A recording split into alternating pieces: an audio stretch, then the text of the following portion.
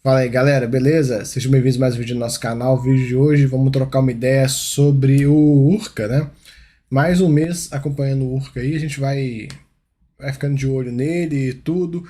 A emissão que ele tá fazendo, na preferência, a gente já viu que não captou nada, né? A preferência foi bem aquém. Vamos ver se quando chegar na fase dos investidores profissionais se vai ter mesmo essa captação e tal. Como a gente já falou, né? Querendo ou não, ficou muito estranho tudo isso. Mas, enfim, já comentei bastante sobre esse assunto. Agora o foco é a gente ver aí o relatório do mês. Tem alguns pontos que eu quero comentar com vocês. Primeiro ponto, ele comenta que o fluxo de pagamento das carteiras está ocorrendo em patamares satisfatórios e a amortização das operações será beneficiada pela deflação. Querendo ou não, galera, a deflação é ruim pra gente, porque bagunça um pouco os proventos, mas pro cara tá na outra ponta lá pagando com uma taxa de PCA mais 12 e tralalá, né? Taxas altíssimas, é um respiro bom. Então ajuda a botar a casa em ordem, né? É claro que é muito pouco, é um mês só e tal, mas é uma ajuda, é um alento para esse cara, né? Ele comenta que os empreendimentos de propriedade permanecem com performance ótima. Agora, meio do ano, né? A gente vê aí que é uma fase muito boa para esses empreendimentos, férias e tal. O negócio tende a caminhar um pouco mais, né? Por conta das férias. E ele comenta o seguinte: ó, as operações com exposição em equity, que são todas essas aqui, têm os seguintes status. Então ele coloca: ó, São Pedro e Terra Rosa já iniciaram vendas e fluxo de caixa satisfatório. Mariana tem obra avançada em uma das torres, eles já fecharam um contrato com uma empresa de vendas que vai iniciar uma empresa para iniciar a venda dessa primeira torre. Nova Souza está em fase de fechamento de acordo com a empresa de obras. Está demorando aí a emissão do TVO, questão de burocracia de prefeitura. Maravista e Prima estão em fase de construção. E aí estou esperando, né, chegar na fase, uma maturação aí para já jogar essa operação para o mercado. Prima, empreendimentos diversos vão seguir cada um seus cronogramas, né?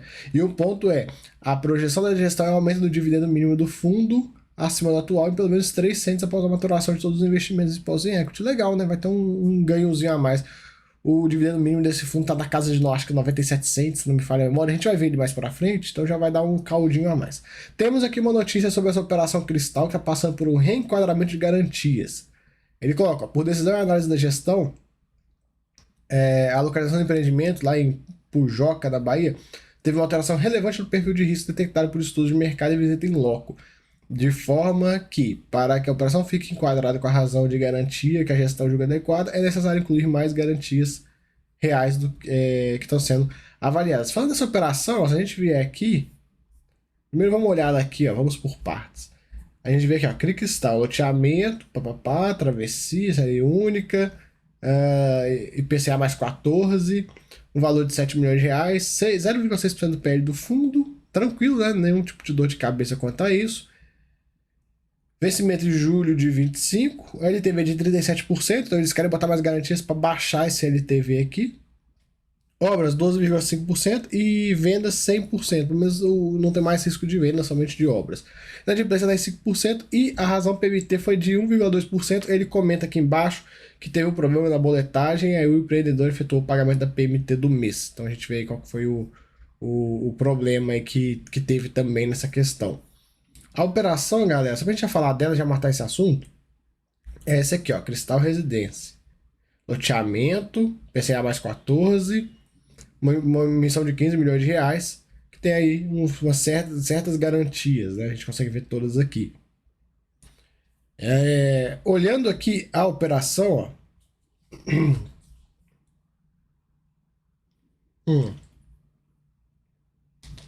Esse é o Instagram da operação. Não tem nada demais, né? Nem nada assim a comentar. Eu coloquei aqui pra gente porque eu peguei tudo quanto é informação possível que eu achei da operação. Então a gente vê aí o Instagram, que tá no próprio relatório do Urca. E aqui na Vortex a gente consegue ver a operação por trás do o backstage dela.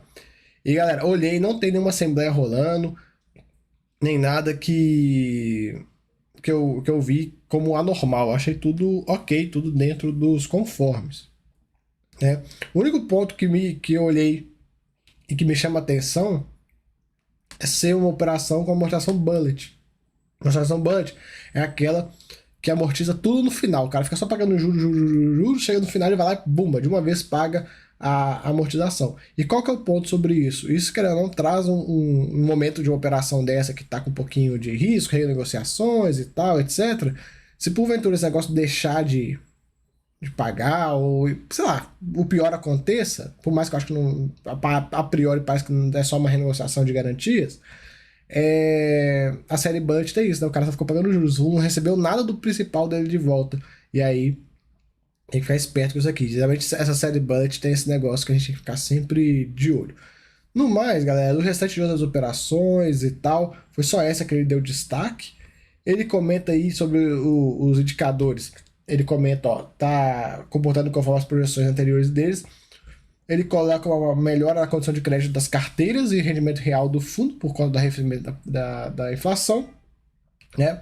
E também eles seguem cautelosos com as potenciais surpresas causadas pelo câmbio ou número de inflação no segundo semestre. Portanto, o foco de gestão continua sendo a finalização de todas as obras da carteira e a máxima geração de caixa e a maturação das carteiras. A inflação melhora o perfil de crédito da carteira e permite o fundo a repor os custos boa parte do retorno real e tudo mais.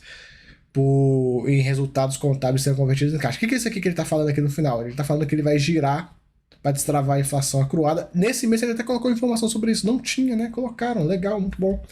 A gente vê aqui os destaques. Um fundo de 1,1 bi, patrimonial 100, pagou 1,34, a gente vai falar disso também. 93 mil cotistas e liquidez bem razoável, né? 2 milhões por dia, não tem nem o que falar. Ele fez várias integralizações, igual ele faz todo santo mês, nada muito diferente. O pipeline está em 450 milhões de reais, eles estão aí, né, vendo uma reação no mercado secundário. De fato, a cota é aquela coisa da emissão, né, que eu comentei tanto. A cota vinha reagindo. Eu acho que se não tivesse feito a emissão, era capaz de estar até acima de 100 reais, porque, né, a cota reagiu. Então, sei lá, imagina se a cota batesse 102 reais, fazer uma emissão com custo baixinho, e aí o próprio cotista ia botar dinheiro, mas, enfim. Aí chamaram essa emissão e tal, a situação ficou meio. O pessoal não gostou e tudo, e a gente fica acompanhando para ver o desdobramento disso. Aqui na parte da demonstração, né, da DRE dele, a única coisa que a gente tem para comentar, galera, que foi que teve um valor advindo de juros um pouquinho mais elevado que no outro mês, né? A gente vê aí, foi a grande diferença nas receitas. O restante foi tudo em linha com os outros meses, né? Tanto que o fundo teve um resultado de 17 milhões aqui, foi bem mais elevado do que os outros meses, mas por conta dos juros. O restante tudo veio em linha. O fundo teve de resultado 1,44, pagou 1,34, fez 10 centavos de lucro. O resultado caixa do fundo no mês foi 1,54 líquido, né? Bruto, né? Líquido de despesas ficou 1,44. E aí ele não pagou 44, pagou 84, fez 10 de reservas. E ele comenta que o fundo ainda tem 38 centavos aí de inflação acruada nos papéis. Então tem um valor até considerável aí, se o fundo quiser girar e tal, ele consegue segurar o rojão. Legal essa informação, né? Não tinha, passaram a pôr. Aqui as últimas distribuições, o fundo, desde a deflação lá atrás, ele veio reagindo. O 1,34 foi o melhor pagamento até então. Essa deflação de agora deve bagunçar um pouco de novo, mas não vai ser igual a outra. A outra foram 3 meses, né, galera? Agora não, agora é 1 mês de deflação e julho, muito provavelmente, vai vir uma inflação um pouco mais baixa. Então acaba que não é aquela coisa, né? Não é o mesmo efeito. Então ele pagou 84, como a gente já viu, já vimos o histórico aqui. A liquidez dele que de 2 milhões e meio, que tá ok, né? Um fundo de 100 mil cotistas e tal, né? 1 bi, tá tudo dentro dos conformes. Ele voltou a ganhar cotista no último mês, estava perdendo, voltou a ganhar. A cota reagindo, conforme a gente já comentou. Aqui o histórico do patrimônio líquido do fundo, a gente fica vendo para onde é que vai esta linha nesse pós-emissão. Será que ela vai para cá? Será que ela vai para cá? Será que ela vai para cá? Vai manter? Enfim, a gente precisa esperar a emissão acabar e ver aí se vai ter uma captação boa, se não vai. O momento é bom para captar, né, galera? Para todos os fundos, mas a gente precisa ver se vai conseguir fazer mesmo, né? Aqui, ó, nos ativos, maior exposição quase 10%, a gente sabe que, né, querendo ou não, é uma exposição elevada para um fundo high yield e tal, um fundo de 1 bi, ele tem que diluir esses riscos aqui de cima, mas a gente fica acompanhando. E um ponto no que tange a respeito de... Eu até marquei aqui na inadimplência, só para a gente destacar ela. Não vi nenhuma inadimplência saltando loucamente, né? A mais alta, se não me engano, é essa aqui de 14,7%. Não tem nada assim muito absurdo. Na razão PMT a gente tem algumas variações, mas todas elas são explicadas aqui embaixo, a gente pode ver, ó. Olha lá, a razão PMT pode estar abaixo de 100 até a Bits, o Cristal, o Gran Poeme. Então a gente já tem os porquês que está abaixo de 100. Aqui é a alocação. Bastante multipropriedade que se beneficia desse momento agora de férias, né? Loteamento residencial e tudo mais. Por classe, pouca coisa subordinada, o que sempre é bom, a gente sabe do risco da subordinada. E aqui a taxa média da carteira IPCA mais 12,9, CDI mais 10, taxa muito boa, né? Isso aí é um fato. Andamento de obras, a gente vê aqui como é que elas estão. O grosso do fundo já está com obra lá em cima, né? Já está bem tranquilo. Tem uma outra, o Cristal, que a gente comentou, tá? As obras estão bem no início, então tem que ficar esperto aí para ver, ainda tem o risco de obra. Aqui, ó, a performance mínima por operação, ele traz toda a variação e tal. Como eu falei, não vi nada que chame atenção. E aqui ele coloca, ó, dividendo mínimo esperado é de 96 centavos, então com aqueles 3 centavos que pode vir, vai a 97, 99. 100% dos recursos do fundo alocado vai a R$1, mais 3 cents, 1 e 3.